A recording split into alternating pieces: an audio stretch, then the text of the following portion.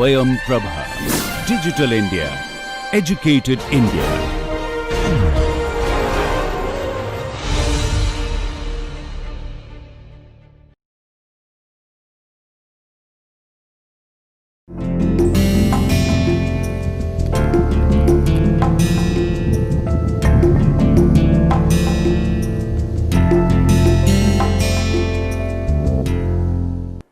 नमस्कार। पाश्चात्य राजनीतिक दार्शनिकों के अध्ययन की श्रृंखला में आज हम कुछ समकालीन नारीवादी चिंतकों के बारे में बात करेंगे। हमने मैरी वोllstonecraft के बारे में विस्तार से चर्चा की है। मैरी वोllstonecraft एक ऐसी नारीवादी चिंतक के रूप में सामने आई थी जिन्होंने महिलाओं को भी पुरुषों की तरह ही अधिकार देने की बात कही थी। बहरहाल अगर हम नारीवाद के पूरी विकास यात्रा को देखें तो हम यह पाएंगे कि नारीवाद की जो पहली धारा थी, जिसे मैरी वोllstonecraft एक प्रमुख चिंतक के रूप में सामने आई थी, उसमें मोटे तौर पर महिलाओं को पुरुषों की तरह ही अधिकार देने की बात कही गई थी परिवार के बाहर, और यह भी कहा गया था कि महिलाओं के साथ सम्मान पूर्वक व्यवहार किया जाना चाहिए परिवार के भीतर। लेकिन साथ ही इसमें यह जोर दिया गया कि महिलाओं को अपने पारंपरिक जो उनकी भूमिकाएं हैं माता के रूप में, पत्नी के रूप में, वो उन्हें निभानी चाहिए। बाद के दशकों में और या काफ़ी समय बाद 1960 के दशक में नारीवाद की एक दूसरी धारा उभर कर सामने आई और उसमें नए तरह से महिलाओं के प्रश्नों पर विचार किया गया। इसमें जीवन के विविध आयामों में और पारिवारिक जीवन के भीतर भी महिलाओं के साथ समानता का व्यवहार हो, इस बात पर बल दिया गया। अगर हम नारीवाद की विभिन्न रूपों को देखें तो हम यह देख सकते हैं कि उदारवादी नारीवाद, समाजवादी नारीवाद और रैडिकल नारीवाद के रूप में तीन प्रमुख धाराएं नारीवाद के भीतर रही हैं। और इन तीन प्रमुख धाराओं के अलावा भी कई ऐसी धाराएं हैं जिन्हें हम नारीवाद का भाग मान सकते हैं। मिसाल के तौर पर ब्लैक नारीवाद, लेस्बियन नारीवाद, हिंदुस्तान के संदर्भ में दलित नारीवाद, और ये सभी धाराएं मिलकर नारीवाद को एक वृहद चिंतन के स्कूल का रूप देती हैं। और इसमें अगर हमें कुछ चिंतकों को चुनना हो तो यह अपने आप में एक बुनियादी रूप से चुनौतीपूर्ण काम है। लेकिन आज की इस पूरी परिचर्चा में हम तीन ऐसी नारीवादी चिंतकों के लेखन पर बात करेंगे जिन्होंने अपने लेखन के माध्यम से महिलाओं से जुड़े प्रश्नों पर काफ़ी गंभीरता से विचार किया है। और इसके माध्यम से हम वर्तमान नारीवादी चिंतन धारा की जो कुछ प्रमुख विशेषताएं हैं उनमें से कुछ विशेषताओं पर बातचीत करेंगे। निश्चित रूप से यह दावा नहीं किया जा सकता है कि ये जो तीन चिंतक हैं जिनके बारे में हम बातचीत कर रहे हैं वो समकालीन नारीवाद की सभी विशेषताओं का प्रतिनिधित्व करती हैं। यह दावा नहीं किया जा सकता है कि इन तीन चिंतकों के बारे में चर्चा करने से हम समकालीन नारीवाद के सभी आयामों को गहराई से समझ लेंगे। लेकिन हमारा यह प्रयास जरूर है कि इन तीन चिंतकों के माध्यम से हम इन तीन प्रमुख नारीवादी चिंतन करने वाली लेखिकाओं के लेखन को समझें और हम यह समझें कि किस तरीके से कुछ प्रमुख मुद्दों के आसपास इन नारीवादी लेखिकाओं ने अपने विचारों को अभिव्यक्त किया है। तो मोटे तौर पर इस पूरे व्याख्यान में हमें यह बात याद रखने की ज़रूरत है कि नारीवाद के भीतर अन्य कई ऐसे विस्तृत आयाम हैं जिनकी चर्चा शायद इन तीन लेखिकाओं के लेखन से पूरी तरीके से ना हो सके। लेकिन हमारा जो मुख्य लक्ष्य है वो ये है कि हम तीन मुख्य नारीवादी लेखिकाओं के विचारों पर बात करते हुए इनके लेखन की विशेषताओं को समझें और इसके माध्यम से हम नारीवाद के भीतर चल रहे कुछ अन्य विमर्शों को भी समझने का प्रयास करें। तो इस लिहाज से हम आज जिन नारीवादी चिंतकों के बारे में बातचीत करेंगे वो हैं कैरोल पेटमन, मार्था नुसबॉम, और तीसरे स्तर पर हम एक अन्य नारीवादी लेखिका की बात करेंगे। तीसरी जो नारीवादी लेखिका हैं उनका नाम है जूडिथ बटलर, और इन तीनों के लेखन के प्रमुख तत्वों पर हम विचार करेंगे। सबसे पहले हम कैरोल पेटमन की बात करते हैं। कैरोल पेटमन एक ऐसी नारीवादी लेखिका हैं जिन्होंने अपना अकादमिक करियर यानी कि अपने लेखन की शुरुआत नारीवादी चिंतक के रूप में नहीं की। वे लोकतांत्रिक सिद्धांत में अपनी रुचि के माध्यम से नारीवादी सिद्धांत की ओर आईं। बुनियादी तौर पर उन्होंने लोकतंत्र के विभिन्न आयामों के बारे में, इसकी कमियों के बारे में लेखन किया और बाद में इन्हीं कमियों का विश्लेषण करते हुए आगे बढ़कर वो नारीवादी मुद्दों पर भी लेखन आरंभ करती हैं। पेटमन की जो पहली प्रसिद्ध पुस्तक थी वह पार्टिसिपेशन एंड डेमोक्रेटिक थियरी थी, जो 1970 में प्रकाशित हुई थी। इसमें उन्होंने उदारवादी लोकतंत्र की इसलिए आलोचना की थी कि इसने भागीदारी को सिर्फ चुनावों में मतदान करने तक घटा दिया था। और यह एक ऐसी आलोचना है जिसके बारे में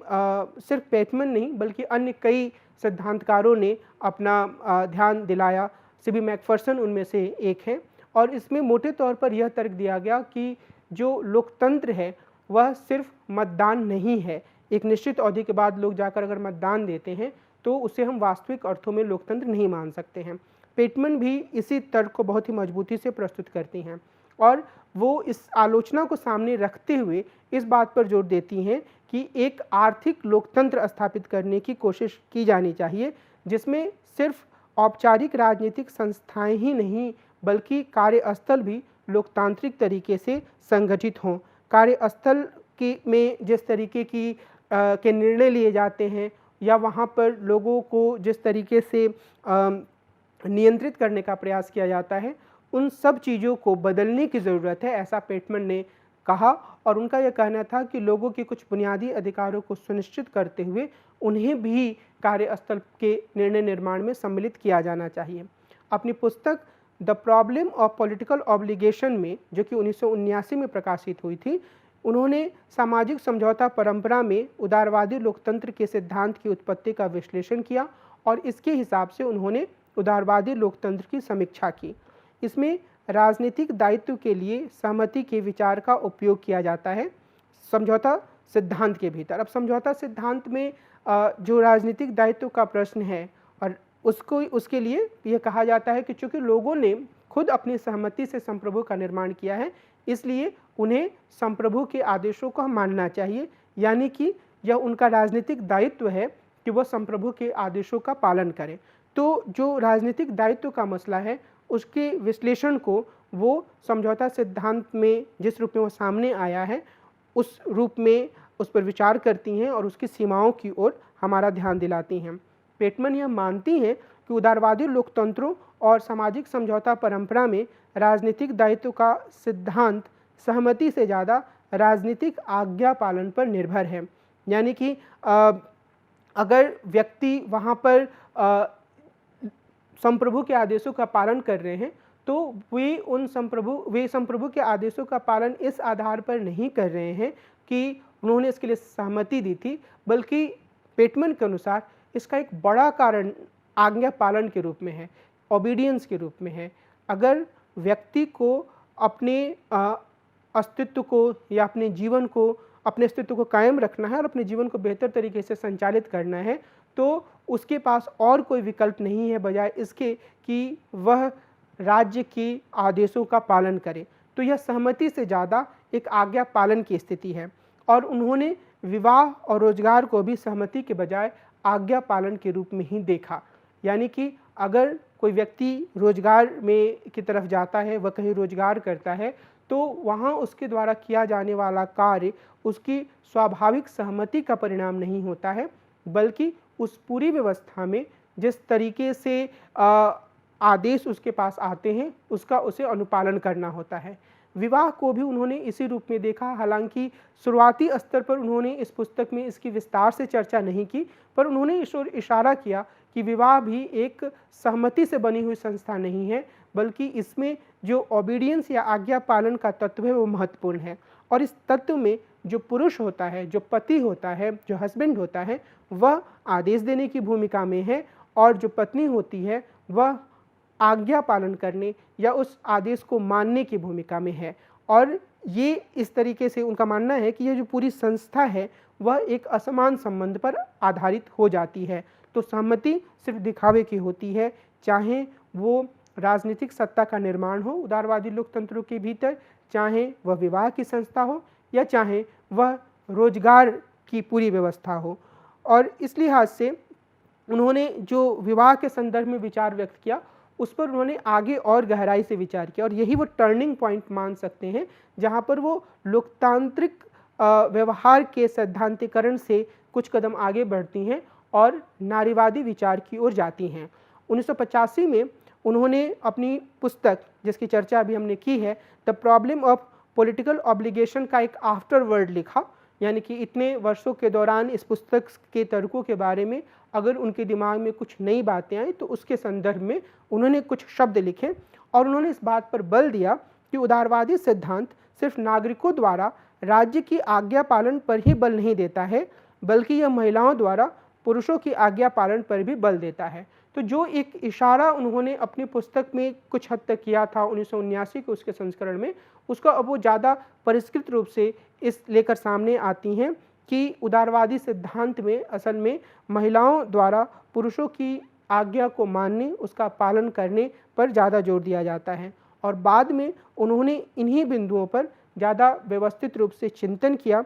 और 1988 में उनकी पुस्तक द सेक्सुअल कॉन्ट्रैक्ट का प्रकाशन हुआ। यह पुस्तक अपने आप में काफ़ी महत्वपूर्ण पुस्तक मानी जाती है। महत्वपूर्ण इस लिहाज से कि इसके माध्यम से उन्होंने समकालीन उदारवाद की स्थापना और इससे जुड़े हुए जो प्रमुख तत्व थे उस पर गहरा सवालिया निशान लगाया नारीवादी परिप्रेक्ष्य से, और उन्होंने इस बात पर जोर दिया कि सामाजिक समझौता सिर्फ व्यक्तियों के बीच सरकार के कानून के पालन का समझौता नहीं था, बल्कि यह पुरुष सदस्यों के बीच एक आपसी समझौता भी था, जिसमें उन्होंने एक दूसरे को महिलाओं पर नियंत्रण रखने की अनुमति दी। तो अभी तक मुझे उम्मीद है आप लोगों को यह बात याद होगी, क्योंकि हम लोग हॉब्स, लॉक और रूसो पर चर्चा कर चुके हैं कि जो सामाजिक समझौता की पूरी परंपरा है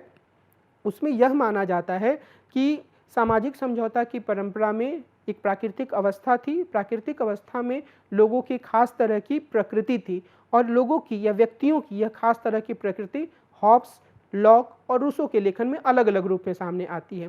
फिर प्राकृतिक अवस्था में कुछ समस्याएं आती हैं, और उन समस्याओं से निपटने के लिए, उन समस्याओं से उबरने के लिए लोग आपस में सामाजिक समझौता करते हैं, और सामाजिक समझौता करके वो एक संप्रभु का निर्माण करते हैं। तो ये जो पूरा विचार है, इसमें कैरोल पेटमन यह तत्व जोड़ती हैं कि यह एक तरीके से जो समझौता हुआ असल में उसमें सिर्फ पुरुष ही भागीदार थे, क्योंकि महिलाओं की भागीदारी का अलग से इन सिद्धांतकारों ने कोई उल्लेख नहीं किया है, और महिलाओं को आमतौर पर परिवार के दायरे तक सीमित माना जाता था, और उसकी समझौता की पूरी प्रक्रिया में शामिल होने की कोई गुंजाइश इन सिद्धांतकारों के लेखन में नहीं दिखती है। तो वे ये कहती हैं कि जो ये सामाजिक समझौता हुआ, उस सामाजिक समझौते में यह एक तरीके से पुरुषों के बीच का समझौता था, और उसमें उनमें यह सहमति बनी कि वो सिर्फ सरकार का या राज्य का निर्माण करके उसकी आज्ञाओं का पालन नहीं करेंगे, बल्कि वो सभी जो पुरुष थे वो महिलाओं पर नियंत्रण भी रखेंगे। और इस लिहाज से पेटमन का यह कहना था कि यह समझौता सिर्फ राज्य द्वारा नागरिकों की अधीनता पर ही पर्दा नहीं डालता है, बल्कि पुरुषों द्वारा महिलाओं की अधीनता पर भी पर्दा डालता है। अधीनता का यहाँ पर अर्थ यह है कि समझौते के माध्यम से ऐसा प्रतीत होता है कि लोगों ने अपनी सहमति से राज्य का निर्माण किया है, लेकिन जैसा कि पेटमन तर्क देती आई हैं कि यह सहमति जो है वो आज्ञा पालन ज़्यादा थी। और दूसरा उनका यह कहना है कि ये जो दूसरे समझौते का दूसरा पहलू था, पुरुषों द्वारा महिलाओं पर नियंत्रण रखने का समझौता, उसे एक तरीके से पर्दे से के पीछे कर दिया गया, और यह दिखाने की कोशिश की गई कि जो ये अधीनता है महिलाओं की, जो उनकी कमज़ोर स्थिति है, वह स्वाभाविक या प्राकृतिक है, और इसके पीछे पुरुषों की अलग से कोई भूमिका नहीं है। पेटमन यह मानती हैं कि सामाजिक समझौता सिद्धांत आधुनिक पितृसत्ता का आधार है। आधुनिक पितृसत्ता का आधार वो इसलिए है क्योंकि पुरुष जो हैं वो महिलाओं पर नियंत्रण रखने का समझौता करते हैं। वे कहती हैं कि महिलाओं की असमानता आधुनिक समाजों में लोकतंत्र के अभाव का एक महत्वपूर्ण आयाम है। यानी अगर हम लोकतांत्रिक व्यवस्था की बात करते हैं तो पेटमन यह कहती हैं, और उन्होंने इसी आधार पर लोकतंत्र की आलोचना भी की थी, प्रक्रियात्मक लोकतंत्र की, उदारवादी लोकतंत्र की, यह सिर्फ चुनावों तक सीमित रह गया है। लेकिन इसमें जो महिलाओं की असमान स्थिति है, जो पुरुषों के नियंत्रण में उन्हें रहना पड़ता है, वह लोकतंत्र के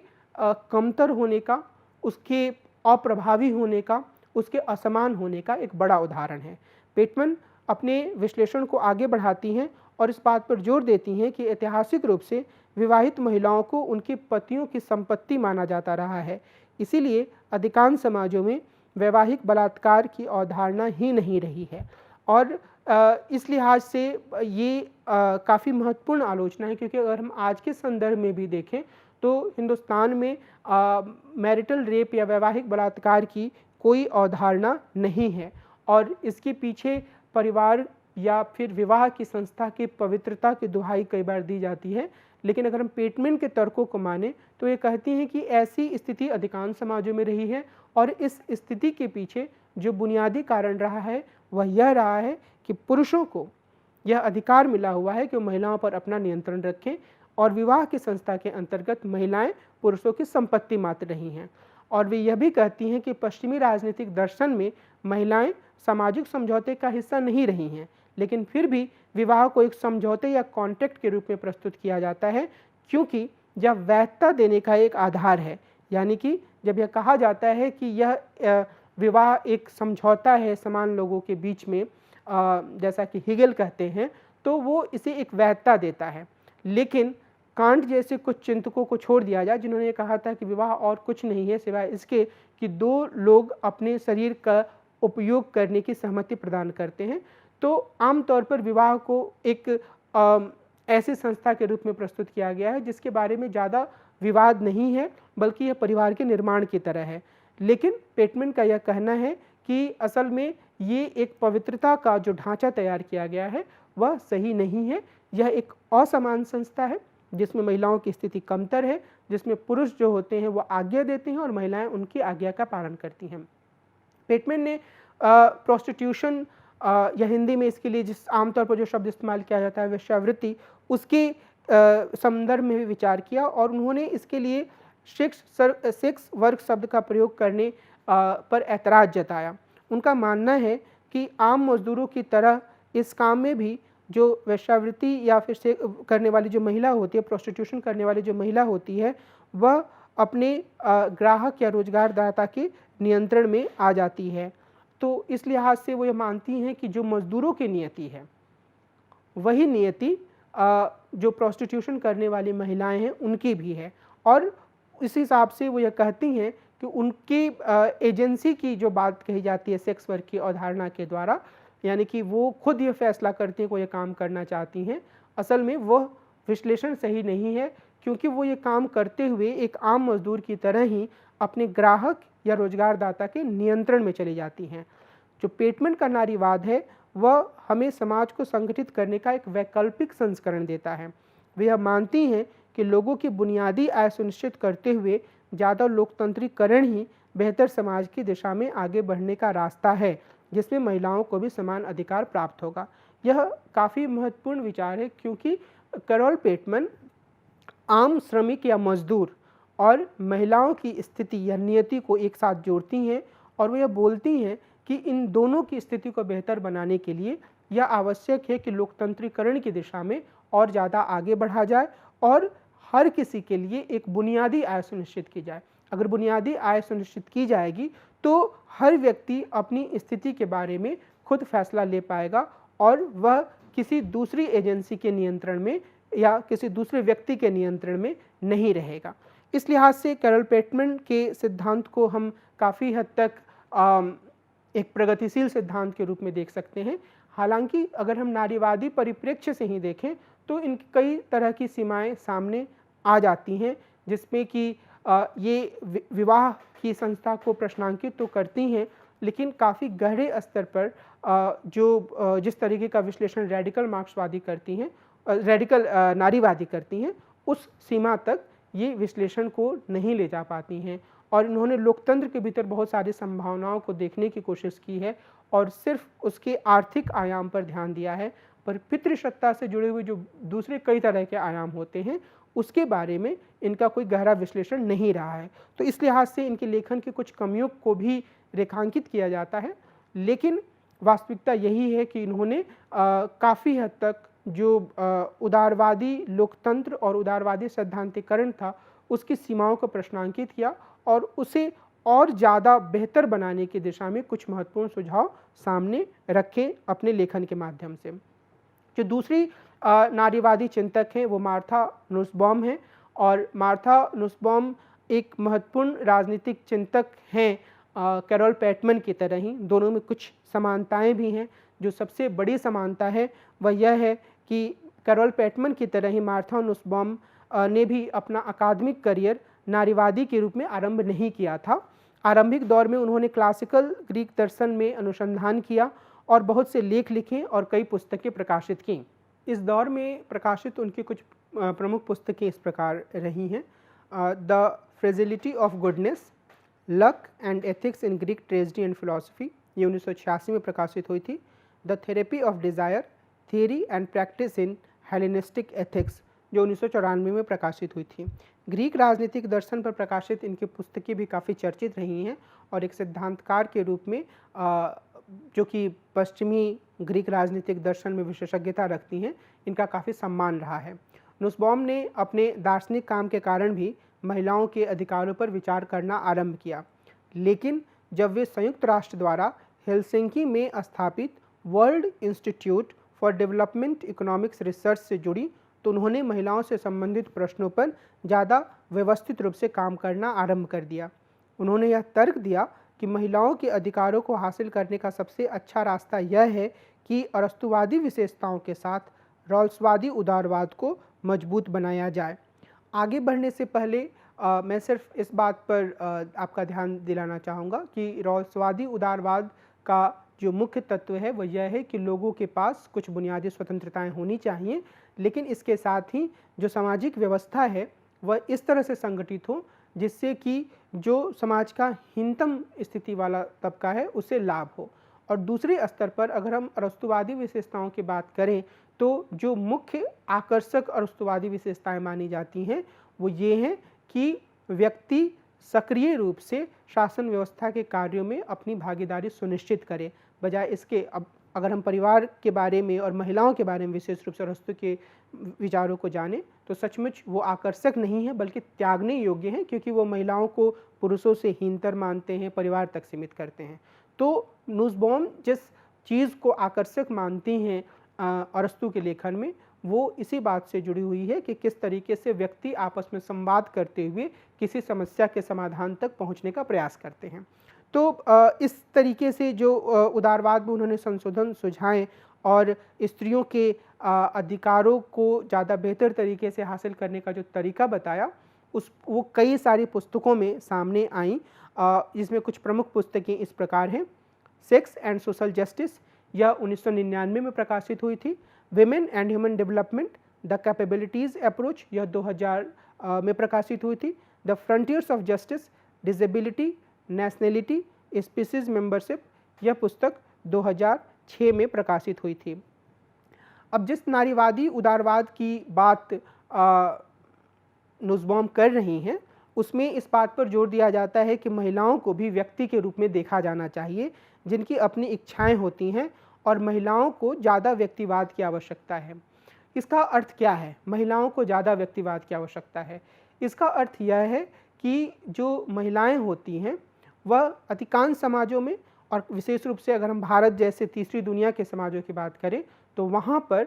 उनकी अपनी जो ज़िंदगी होती है वो कई बार परंपराओं, प्रथाओं और कर्तव्यों के दायरे में बंधी होती है। एक पुत्री के रूप में कर्तव्य, एक पत्नी के रूप में कर्तव्य, एक माता के रूप में कर्तव्य, जिसमें उनकी अपनी इच्छाएं कि वो आखिर क्या चाहती हैं वो कई बार पीछे छूट जाती हैं। और नुसबॉम का जोर इसी बात पर है, जब वो कहती हैं कि महिलाओं को व्यक्तिवाद की आवश्यकता है तो उनका जोर इसी बात पर है कि महिलाएं अपने बारे में, अपनी इच्छाओं के बारे में विचार करें और वो उनके पास यह स्वायत्तता आए कि अगर ज़रूरत पड़े तो वो समाज द्वारा आरोपित प्रथाओं को, मान्यताओं को या तथाकथित कर्तव्यों की रूपरेखा को तोड़कर आगे बढ़ पाएँ। इसी लिहाज से वे इस बात पर जोर देती हैं कि उदारवाद के भीतर जिस स्वतंत्र व्यक्ति की कल्पना की गई है वह केवल उस देखभाल के कारण ही सामने आ पाता है जिसे महिलाएं उपलब्ध कराती हैं। और जिसे महिलाओं का कर्तव्य माना जाता है। और यानी कि बच्चे की देखभाल करने से लेकर पत्नी के रूप में पति की देखभाल करना या माता के रूप में बड़े हो गए बच्चों के बारे में भी सोचते रहना, ये सब महिलाओं का काम माना जाता है। तो ये जो केयर है वह काफ़ी महत्वपूर्ण है नुसबॉम के लिए। और फिर वो आगे यह भी बोलती हैं कि जो मनुष्य होते हैं, चाहे वो स्त्री हो चाहे वो पुरुष हो, उसका जीवन निर्भर होता है दूसरों के ऊपर, और वह निर्भरता व्यक्ति के जीवन की लंबी अवधि में एक खास तरीके के जेंडर के द्वारा, यानी कि अधिकांश मौक़ों पर महिलाओं के द्वारा उपलब्ध कराया जाता है। जब उसकी ज़रूरत होती है, यानी कि हर व्यक्ति निर्भर है और वो जिस पर निर्भर है, तो अधिकांश मौक़ों पर वह महिलाएं होती हैं। और जो महिलाएं केयर उपलब्ध कराती हैं, कई बार ऐसा नहीं है कि सिर्फ महिलाएं ही उपलब्ध कराती हैं, पर अधिकांश मौक़ों पर नुसबॉम ये कहती हैं कि महिलाएं ये काम करती हैं। तो जो महिलाएं केयर उपलब्ध कराती हैं, वह पूरी जो मानवता है, जिसमें पुरुष और स्त्री दोनों शामिल हैं, उनके अस्तित्व के लिए वह एक आवश्यक तत्व के रूप में सामने आती है। नुसबॉम का यह दावा है कि न्याय की यह मांग है कि सभी व्यक्तियों को व्यक्तिगत तरीके से समाज में योगदान देने में समर्थ होना चाहिए, यानी कि हर व्यक्ति अपने आप में इतना योग्य बने, इतना समर्थ बने कि वह समाज में अपना योगदान दे पाए। और उसके लिए यह ज़रूरी है कि उसके पास 10 ऐसी सामर्थ्यताएं या कैपेबिलिटीज़ हों जो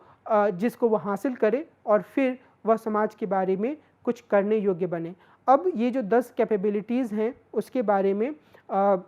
नुसबॉम ने एक सूची दी है, जिसमें उन्होंने कहा है कि जीवन होनी चाहिए, शारीरिक स्वास्थ्य, शारीरिक अखंडता, यानी कि उसका अपना जो अस्तित्व है वो सही तरीके से बचा रहे, उसके भीतर महसूस करने की क्षमता का विकास हो, कल्पना और चिंतन की बात आए, भावनाएं हों, व्यवहारिक विवेक हो, और अन्य जीवों से जुड़ाव और पर्यावरण पर एक तरीके से नियंत्रण या उसे कायम रखने की जो क्षमता है उसका विकास हो। और जब इन चीज़ों का विकास व्यक्ति के भीतर होता है, तो वह यह प्रश्न कर सकता है, या जब हम इस तरह की सूची तक पहुंच जाते हैं कि इस तरह की विशेषताएं, जैसा कि नुसबॉम बताती हैं, हर व्यक्ति के पास होनी चाहिए, तो उसके बाद यह प्रश्न किया जा सकता है कि क्या सामाजिक और राजनीतिक संस्थाएं लोगों की इन आवश्यकताओं को पूरा कर रही हैं और उन्हें मानवीय तरीके से काम करने में समर्थ बना रही हैं। तो ये एक महत्वपूर्ण प्रश्न के रूप में सामने आ जाता है। बहरहाल तो ये जो सूची है वो काफ़ी महत्वपूर्ण है, और ये महत्वपूर्ण इसलिए भी है क्योंकि नुसबॉम ये मानती हैं कि इस पर हर व्यक्ति का अधिकार है, यानी कि ये स्त्रियों और पुरुषों दोनों को मिला होना चाहिए। नुसबॉम ने रॉल्स की इस बात के लिए आलोचना की है कि वे परिवार को समाज की बुनियादी संरचना का भाग मानते हैं, लेकिन इसके बावजूद न्याय के सिद्धांतों को परिवार के बाहर ही लागू करते हैं। नुसबॉम का मानना है कि न्याय के सिद्धांतों को परिवार के भीतर भी लागू किया जाना चाहिए। और हम यहाँ पर इस बात को याद कर सकते हैं कि जो रॉल्स हैं, उनके सिद्धांत में मोटे तौर पर पहले सिद्धांत में अधिकतम स्वतंत्रता देने की बात कही गई है प्रत्येक व्यक्ति को। दूसरे सिद्धांत में कहा गया है कि सामाजिक आर्थिक असमानताओं को इस तरह समायोजित किया जाए जिससे समाज के हीनतम स्थिति वाले व्यक्ति को अधिकतम फायदा हो। और फिर दूसरे भाग में कहा गया है कि सार्वजनिक पदों को अवसर की समानता के हिसाब से सबके लिए खुला रखा जाए। तो रॉल्स इसको परिवार के भीतर लागू नहीं करते, परिवार के बाहर इसे वो लागू करते हैं। परिवार के बाहर लागू करने का अर्थ यह है कि रोजगार के ऊपर, संसाधनों के वितरण के ऊपर जो विभिन्न लोगों की स्थिति है वो बराबर होनी चाहिए। लेकिन सूजन मोलर ओकिन की तरह ही मार्था नुसबॉम भी ये कहती हैं कि इन सिद्धांतों को परिवार के भीतर लागू किया जाना चाहिए। इसका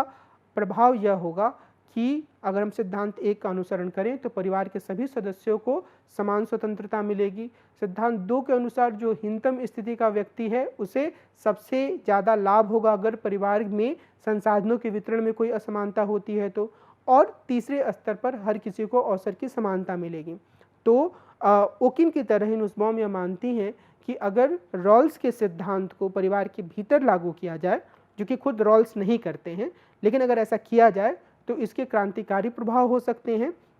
और इससे महिलाओं को काफ़ी फायदा हो सकता है। नुसबॉम उदारवाद के प्रति अपनी वचनबद्धता के कारण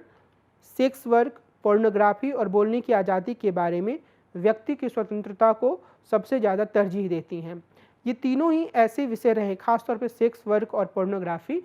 2 ऐसे विषय रहे हैं जिसमें कि नारीवादियों के भीतर अच्छा खासा वाद विवाद रहा है। और लेकिन नुसबॉम यह कहती हैं कि अगर स्वतंत्र रूप से कोई महिला सेक्स वर्क की तरफ जाने का फैसला करती है, सेक्स वर्क का चुनाव करती है, तो उसे गलत नहीं माना जाना चाहिए। लेकिन निश्चित रूप से वह यह मानती हैं कि अगर किसी को ज़बरदस्ती इस तरीके के काम में धकेला जाता है तो वो गलत है, क्योंकि ये व्यक्ति की जो अपनी चयन करने की, चुनाव करने की आज़ादी होती है, उसके खिलाफ जाता है। तो इस लिहाज से वो सेक्स वर्क के बारे में जो एक समाज में तथाकथित नैतिकतावादी दृष्टिकोण है, उससे दूर हटती हैं और व्यक्ति की स्वायत्तता, व्यक्ति के विवेक और व्यक्ति के रूप में महिलाओं की स्वायत्तता और विवेक को ज़्यादा तरजीह देती हैं। और ये कहती हैं कि अगर कोई सेक्स वर्क की तरफ अपनी स्वेच्छा से, अपनी स्वायत्तता का प्रयोग करते हुए जाता है, तो उसे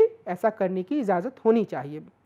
फिर वे यह मानती हैं कि व्यक्ति के बोलने की आज़ादी पर सिर्फ़ और सिर्फ़ उसी स्थिति में प्रतिबंध लगाया जाना चाहिए जब इससे कोई बड़ा नुकसान या अपराध होता हो। हालांकि यह अपने आप में हमेशा ही विवादास्पद प्रश्न बना रहता है कि बोलने की आज़ादी की सीमा क्या हो, लेकिन एक उदारवादी के रूप में नुसबॉम का यह कहना है कि सिर्फ उसी स्थिति में आप कोई प्रतिबंध लगाएं जब कोई बड़ा नुकसान होने का अंदेशा हो। हालांकि जब राज्य के द्वारा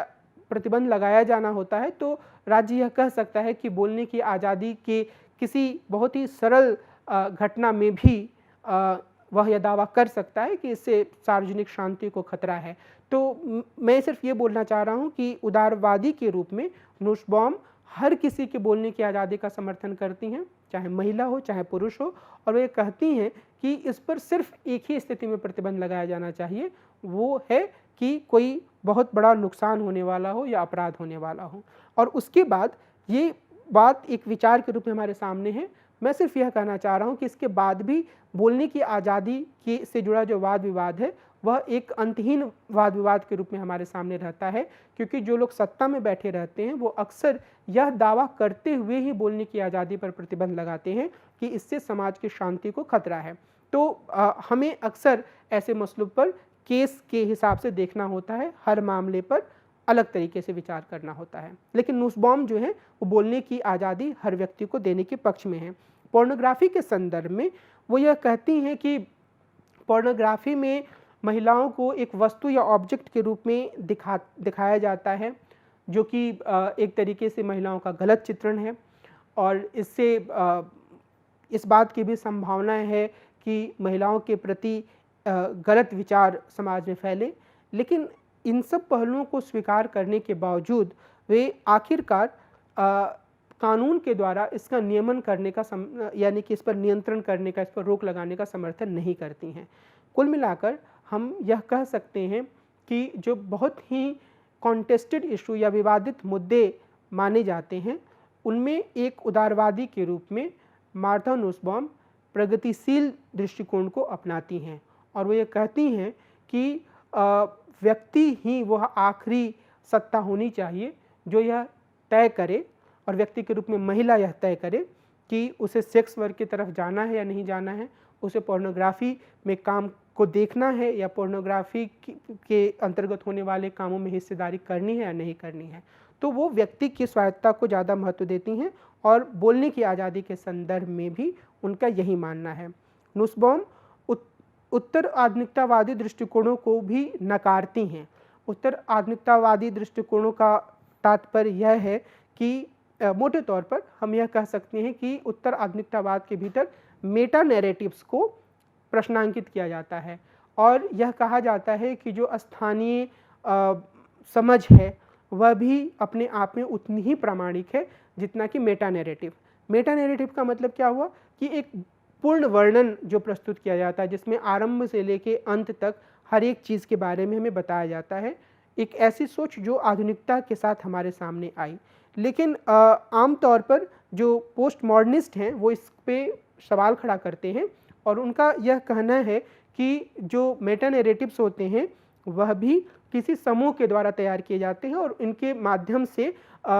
एक दूसरे समूह को नियंत्रित करने का प्रयास किया जाता है। तो वो इस अंतर को या मेटा नैरेटिव के वर्चस्व को नकारते हैं। लेकिन मार्था नुसबाउम क्या कहती हैं? मार्था नुसबाउम कहती हैं कि असल में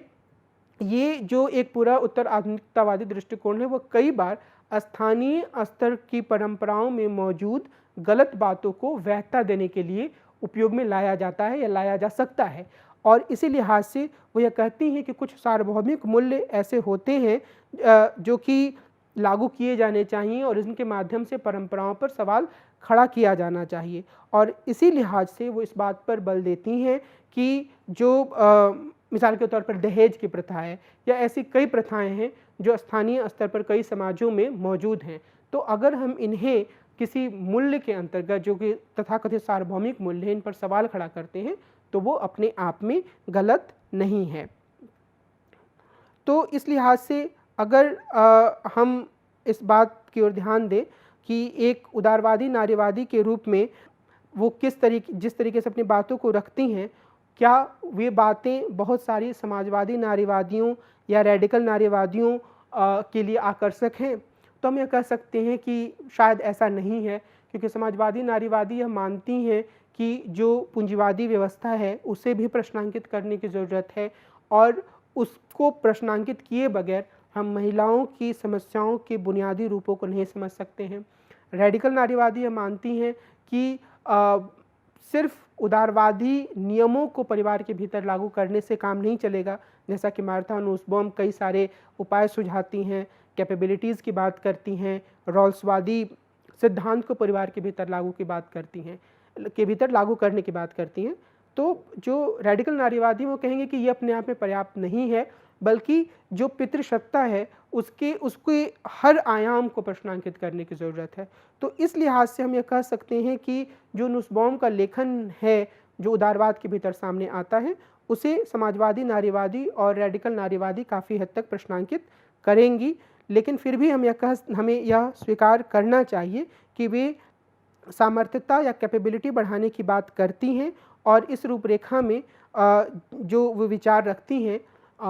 और जिस तरीके से वो उन चीज़ों को सामने लाना चाहती हैं, वो जो समकालीन समय में एक डिस्ट्रीब्यूटिव जस्टिस की जो रूपरेखा है, उसमें महिलाओं के लिए मुख्य तत्वों को शामिल करने की तरह है। तो वो डिस्ट्रीब्यूटिव जस्टिस के पूरी अवधारणा को उस दिशा में आगे बढ़ाती हैं जिस दिशा में यह पूरी अवधारणा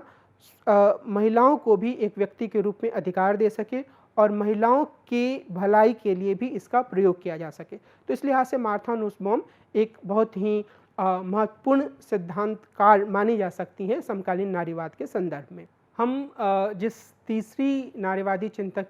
की बात करेंगे उनका नाम है जुडिथ बटलर। जुडिथ बटलर अपने आप में काफ़ी महत्वपूर्ण राजनीतिक चिंतक हैं और वो इसलिए भी हैं क्योंकि उन्होंने काफ़ी बुनियादी स्तर पर ऐसे सवाल उठाए हैं जो हमारे समाज में जेंडर को लेकर या सेक्स और जेंडर के विभाजन को लेकर मौजूद हैं। अगर आप सेक्स जेंडर विभाजन की से संबंधित नारीवादी विवेचना पर ध्यान दें तो आप यह पाएंगे कि आम तौर पर शुरुआती स्तर पर यह माना जाता रहा है कि जो जेंडर है, यानी कि लड़की कौन है, लड़का कौन है और उनकी भूमिकाएं क्या क्या हैं, क्या लड़की के रूप में किसी की क्या भूमिका होनी चाहिए, लड़के के रूप में किसी की क्या भूमिका होनी चाहिए, ये सारा जेंडर के अंतर्गत है और यह माना जाता है कि यह एक सामाजिक निर्मिति या सोशल कंस्ट्रक्ट है। और जो सेक्स है वो बायोलॉजिकल है, बायोलॉजिकल मतलब वैज्ञानिक है और इसमें कोई बदलाव नहीं हो सकता है। और यह एक समझ आम तौर पर नारीवादियों के भीतर रही है। बाद में नारीवादियों ने इसमें कुछ तत्वों को जोड़ने की कोशिश की। कुछ नारीवादियों ने इनके बीच में एक तरह का डायलेक्टिकल रिलेशन माना, जैसा कि एलिसन जैगर जैसी नारीवादी कहती हैं। कुछ अन्य नारीवादियों ने यह कहा कि मिसाल के तौर पर रेडिकल नारीवादी, उन्होंने यह कहा कि नहीं, जो सेक्स और जेंडर का विभाजन होता है उसमें जो सेक्स के आधार पर जो अंतर किया जाता है उसको ज़्यादा गंभीरता से लेने की ज़रूरत है। और यह रेडिकल नारीवादियों का सिर्फ एक ही तबका है। मिसाल के तौर पर इसमें कैरोल गिलिगन जैसी चिंतक शामिल हैं जो ये बोलती हैं कि जिन्हें महिलाओं का गुण माना जाता है उन्हें समाज में वरीयता दी जानी चाहिए। समाज में बहुत सारी बुरी स्थिति इसलिए है क्योंकि पुरुषों के गुणों के हिसाब से, यानी कि तर्क बुद्धि, रीज़न के हिसाब से समाज संचालित होता है। और जिन्हें महिलाओं का गुण माना जाता है, दया, प्रेम, एक दूसरे की चीज़ों को केयर समझना, एक दूसरे का केयर करना, इन सब गुणों को पीछे रखने के कारण ही समाज की बुरी स्थिति है। तो वो सेक्स के इस डिवीज़न को ज़्यादा गंभीरता से लेने की बात करती हैं। जो जूडिथ बटलर है वो इस लिहाज से एक क्रांतिकारी नारीवादी चिंतक मानी जा सकती हैं कि वो जो ये सेक्स का जो पूरा कंस्ट्रक्शन है कि वह सेक्स जो है वो बायोलॉजिकल है, साइंटिफिक है, इसलिए नेचुरल है और इसमें हम किसी तरीके से सवाल खड़ा नहीं कर सकते हैं, इसको प्रश्नांकित करती हैं, इस सोच को। और वो सेक्स की जो पूरी निर्मिति है उस पर सवाल खड़े करती हैं। तो इस लिहाज से इनके विचारों को समझना समकालीन नारीवादी राजनीति के एक प्रमुख तत्व को समझने की तरह है। जूडिथ बटलर एक तरीके से पेटमैन और नुसबॉम से आगे जाती हैं। मिसाल के तौर पर पेटमैन ने यह दिखाया कि किस तरह समझौता और नागरिकता की आधुनिक संस्थाएं महिलाओं का बहिष्करण या एक्सक्लूजन करती हैं। नुसबॉम ने इस बात पर बल दिया कि दुनिया के बहुत से भागों में महिलाओं को पर्याप्त पोषक तत्व जैसे संसाधन नहीं मिल रहे हैं। इन दोनों से अलग जूडिथ बटलर ने जेंडर पहचान प्राप्त करने की प्रक्रिया पर ध्यान केंद्रित किया। जूडिथ बटलर ने येल यूनिवर्सिटी में अध्ययन किया। येल यूनिवर्सिटी में आने से पहले वे हाइडेलबर्ग यूनिवर्सिटी में हेगेल और जर्मन आदर्शवाद की फुल ब्राइट स्कॉलर थीं। 1984 में उन्होंने हेगेल के फेनोमेनोलॉजी ऑफ स्पिरिट में इच्छा या डिज़ायर की अवधारणा और 20वीं सदी के फ्रांसीसी दर्शन में इसकी प्रासंगिकता पर पीएचडी की। 1993 से वे यूनिवर्सिटी ऑफ कैलिफोर्निया बर्कले में अध्यापन का कार्य कर रही हैं। इनकी कुछ प्रमुख कृतियाँ इस प्रकार हैं: subjects of desire, Hegelian reflections in 20th century, gender trouble, feminism and the subversion of identity, यह 1990 में प्रकाशित हुई थी, और पहली पुस्तक 1987 में। Bodies that matter on the discursive limits of sex, यह 1993 में प्रकाशित हुई थी। अनडूइंग जेंडर, यह 2004 में प्रकाशित हुई थी। और Antigone's claim kinship between life and death, यह 2000 में प्रकाशित हुई थी। Excitable speech, a politics of performative, यह 1997 में प्रकाशित हुई थी। अगर हम किताबों के प्रकाशन के पर ध्यान दें तो हम ये पाएंगे कि 1990 के दशक की शुरुआत से ही जेंडर के मुद्दों पर इन्होंने लगातार अपना लेखन का काम किया है। परफॉर्मेटिविटी के रूप में जेंडर, यह एक बहुत ही महत्वपूर्ण अवधारणा है जो कि जूडिथ बटलर के लेखन के साथ जुड़ा हुआ है। बटलर के अनुसार जेंडर की भूमिका सामाजिक मानकों के द्वारा तय की जाती है और यह माना जाता है कि समाज में दो मुख्य जेंडर होते हैं, पुरुष और स्त्री, और इन दोनों से यह उम्मीद की जाती है कि वे अपनी अलग अलग भूमिकाओं का निर्वहन करें। और बटलर, और इस संदर्भ में अगर हम थोड़ा ध्यान से देखें कि किस तरीके से यह दबाव होता है कि पुरुष और महिलाएं दोनों अपनी अपनी भूमिकाओं का निर्वहन करें, तो हम इसे अपने समाज में पुरुषों और महिलाओं के द्वारा तय की गई भूमिकाओं से आसानी से पहचान सकते हैं। मिसाल के तौर पर अगर कोई महिला उन कार्यों को करती है या उस तरीके की वेशभूषा में रहती है या उस तरीके से व्यवहार करती है जो आम तौर पर पुरुषों के लिए तय किए गए हैं, तो उस महिला के चरित्र पर कई बार गंभीर सवाल खड़े किए जाते हैं। ये मैं हिंदुस्तानी समाज की बात कह रहा हूँ, लेकिन किसी भी समाज के बारे में यही स्थिति है। उसी तरीके से अगर पुरुष कुछ इस तरीके से व्यवहार करते हैं जिन्हें कि नारीगत व्यवहार की श्रेणी में रखा जाता है, तो उन पुरुषों के बारे में भी कई बार मजाक बनाया जाता है, कई बार उन्हें गलत तरीके से देखा जाता है, कई बार या अधिकांश मौक़ों पर वे अपने आप को समाज से जुड़ा हुआ महसूस नहीं कर पाते हैं। तो आप यह पा सकते हैं, देख सकते हैं कि कई ऐसे पुरुष हैं जो पुरुषत्व की जो एक मानक परिभाषा है उसमें फिट नहीं बैठते हैं, तो उनका समाज से बहिष्करण हो जाता है। तो एक खास तरीके का व्यवहार है जो कि पुरुषों और महिलाओं के लिए, दोनों जेंडर के लिए तय कर दिया जाता है और फिर उन्हें हमेशा ही उनका परफॉर्मेंस करना होता है। और इस संदर्भ में हम हिंदी साहित्य की बहुत बड़ी कवयित्री सुभद्रा कुमारी चौहान द्वारा झांसी की रानी के बारे में लिखी गई कविता से भी उदाहरण ले सकते हैं। मिसाल के तौर पर झांसी की रानी कविता में वो यह कहती हैं, खूब लड़ी मर्दानी वह तो झांसी वाली रानी थी। निवेदिता मेनन यह तर्क देती हैं कि यहाँ जो मर्दानी शब्द है वो मर्द शब्द का एक तरीके से विस्तार है, तो वो मर्दों की तरह लड़ी। ये जो मानना या जो यह जो पंक्ति है वह यह बताती है कि असल में जो लड़ने का जो एक मानक है, संघर्ष करने का जो एक मानक है, वो पुरुष है, मर्द है। और जब झांसी की रानी ने खूब जमकर संघर्ष किया अंग्रेजों के खिलाफ, तो वो मर्दों की तरह लड़ी। तो ये एक तरीके से जो सोच हमारे समाज द्वारा दी जाती है उसके गहरे रूप से बैठे होने का नतीजा है। और बटलर यह मानती हैं कि दोनों ही जेंडर के लोगों को एक तरीके से परफॉर्मेंस करना पड़ता है इन सब चीज़ों का। बटलर पुराने नारीवादियों द्वारा सेक्स और जेंडर में किए जाने वाले अंतर को एक नया रूप प्रदान करती हैं। उनके अनुसार एक व्यक्ति की जेंडर पहचान और सेक्सुअल पहचान दोनों ही सामाजिक प्रक्रियाओं का नतीजा होते हैं। और ये बहुत ही महत्वपूर्ण तत्व है, क्योंकि पहले आमतौर पर जेंडर पहचान पर ही जोर दिया जाता था। और बटलर ये कहती हैं कि यह सामाजिक प्रक्रिया उसी समय से आरंभ हो जाती है जब यह पता चलता है कि गर्भ में लड़का या लड़की है। बटलर ने अपनी पुस्तक जेंडर ट्रबल में अमेरिका में भेष बदलकर स्त्रियों की भूमिका निभाने वाले पुरुषों की स्थिति पर विचार किया है। बटलर के अनुसार महिलाओं की तरह कपड़े पहनने, मेकअप करने और महिलाओं की भूमिका निभाने से इन पुरुषों की चाल ढाल के कारण उन्हें महिलाओं के रूप में ही देखा जाने लगा था। इससे ऐसा लगता है कि नारीत्व के गुण ऐसे हैं जिन्हें धारण किया जा सकता है। भारतीय समाज में भी अगर हम ग्रामीण क्षेत्रों में जाएं तो हम देखेंगे कि कई ऐसे पुरुष होते हैं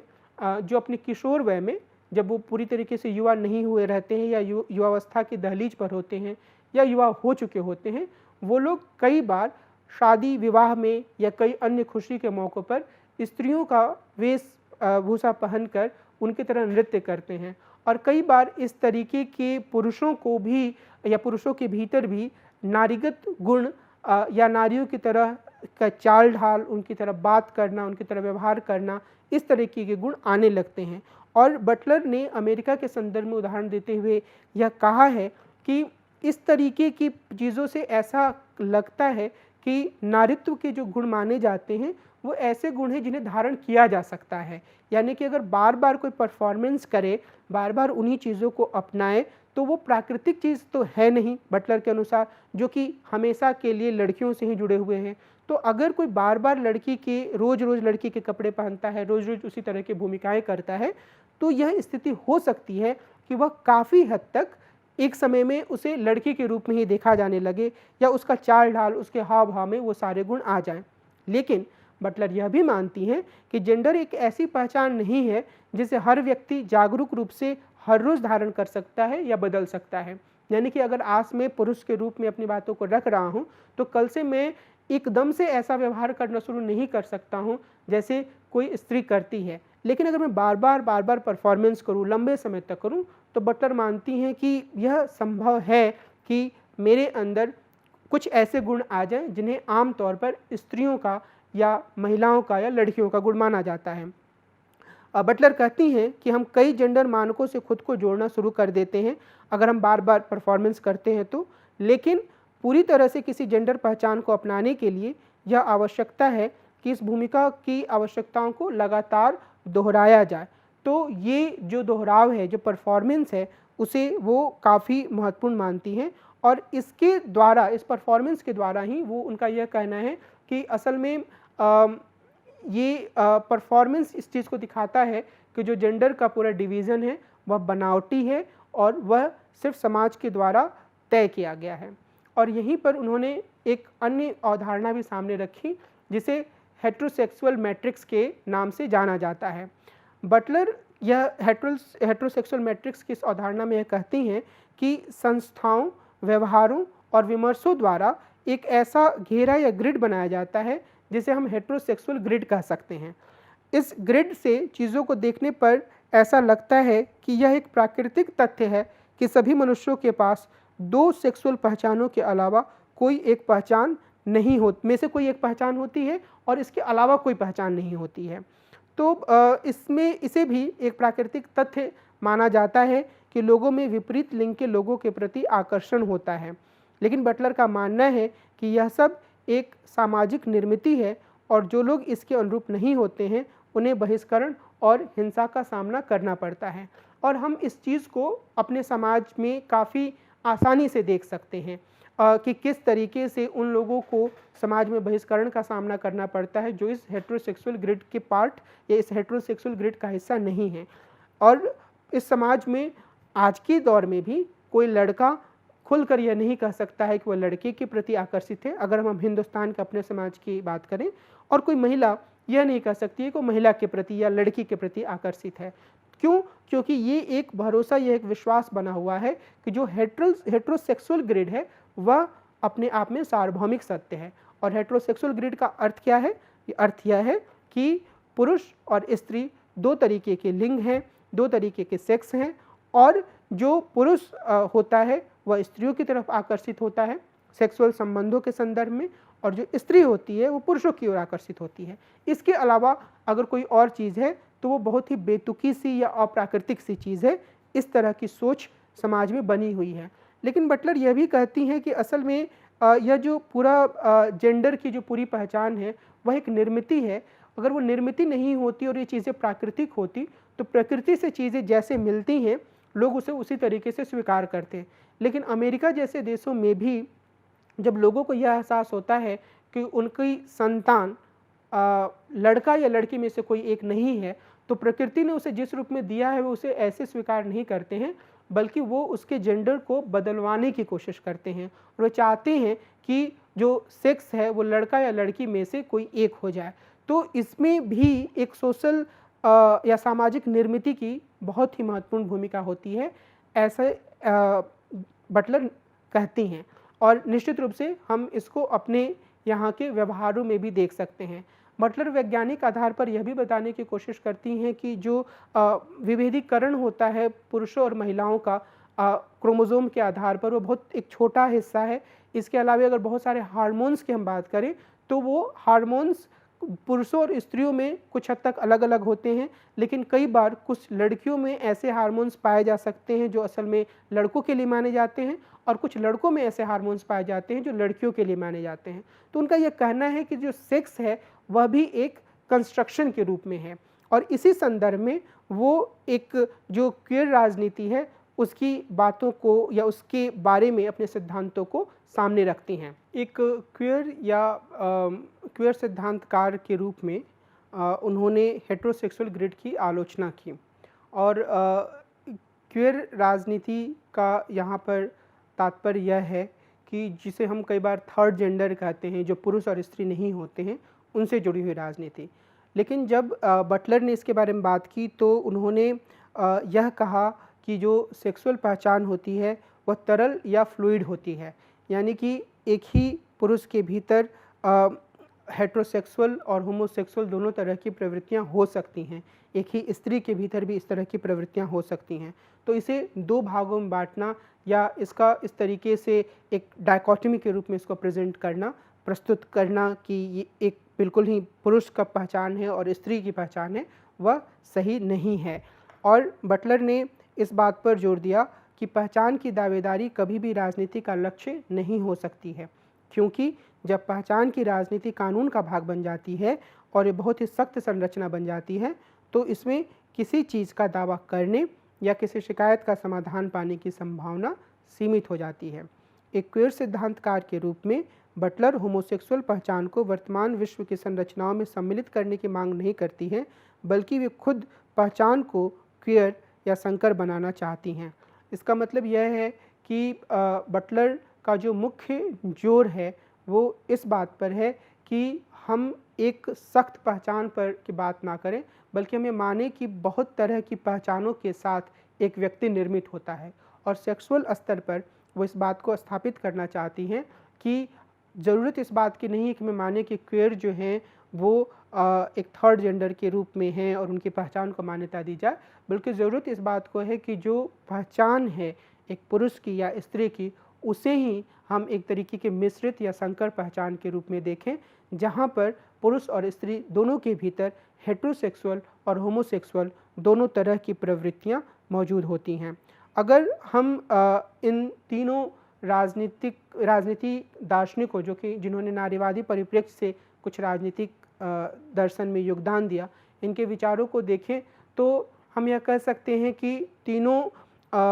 अलग अलग तरीके से नारीवादी राजनीतिक दर्शन में अपना योगदान करती हैं। जहां पेटमैन ने उदारवाद के भीतर लोकतंत्र को भागीदारी और आर्थिक प्रश्नों से जोड़ा और उन्होंने उदारवादी लोकतंत्र में से महिलाओं के बहिष्करण और इसके पीछे सामाजिक समझौता सिद्धांत की भूमिका को रेखांकित किया। वहीं नुसबॉम ने इस बात पर जोर दिया कि कैसे उदारवाद को अरस्तुवादी चिंतन से जोड़ते हुए और कैपेबिलिटीज़ के दृष्टिकोण का सहारा लेते हुए महिलाओं को स्थिति को ज़्यादा से ज़्यादा बेहतर बनाया जा सकता है।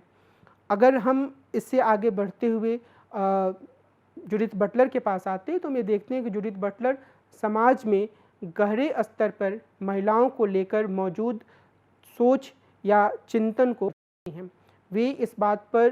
कि जो एक महिला का जेंडर माना जाता है या जो एक पुरुष का जेंडर माना जाता है, वह विभाजन तो एक तरीके से गलत है ही, लेकिन सेक्स के आधार पर बायोलॉजिकल रूप में भी जिस विभाजन को स्वीकार किया जाता है वह भी एक कृत्रिम या बनावटी चीज़ है। और इससे आगे बढ़ते हुए वे इस बात को रेखांकित करती हैं कि ज़रूरत इस बात की है कि पहचान की राजनीति से आगे बढ़ा जाए, क्योंकि अगर हम पहचान की राजनीति तक सीमित होते हैं तो हम बहुत सारी चीज़ों का बहिष्करण करते हैं। बल्कि हमें कोशिश यह करनी चाहिए पहचान की राजनीति से अलग हटते हुए कि हम जो पहचान है उसे ही संकर या मिश्रित बनाएं और हम इस चीज़ को स्वीकार करें कि जो पुरुष और स्त्री के रूप में समाज के में जेंडर का विभाजन किया गया है वह सामाजिक स्तर पर और बायोलॉजिकल स्तर पर दोनों ही स्तरों पर कृत्रिम है, और जो पुरुष और स्त्री हैं दोनों के भीतर हेटेरोसेक्सुअल और होमोसेक्सुअल दोनों तरह के गुण पाए जाते हैं, और ये जो पूरी प्रवृत्ति है वो फ्लूइड रूप में या तरल रूप में हर जगह मौजूद होती है। मैं इस पूरी चर्चा को जो कि हमने 3 नारीवादी चिंतकों के बारे में किया, यहीं विराम दूंगा। लेकिन इसके पहले मैं इस बात को रेखांकित करना चाहूँगा जो मैंने शुरू में कहा था कि यह सिर्फ 3 अलग अलग विचारकों के दृष्टिकोण हैं। अगर हमें नारीवादी चिंतन के बारे में गहराई से समझ बनानी है तो हमें नारीवादी चिंतकों की एक पूरी श्रृंखला के बारे में अध्ययन करना होगा। लेकिन मेरी कोशिश यह रही है आज के इस एपिसोड में कि मैं आपको नारीवादी राजनीति से जुड़े हुए 3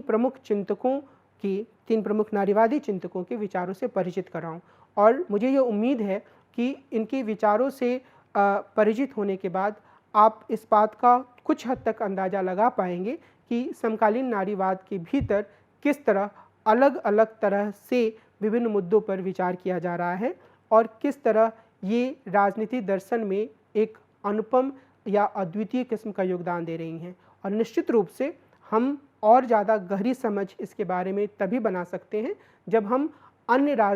नारीवादी राजनीतिक दार्शनिकों या राजनीतिक चिंतकों के लेखन पर गहराई से विचार करें। बहरहाल आज के इस एपिसोड में मैं अपनी चर्चा को यहीं विराम दूंगा, और मुझे ये उम्मीद है कि आपको यह एपिसोड नारीवादी राजनीतिक चिंतकों के विचारों को समझने के नज़रिए से काफ़ी उपयोगी लगा होगा। नमस्कार।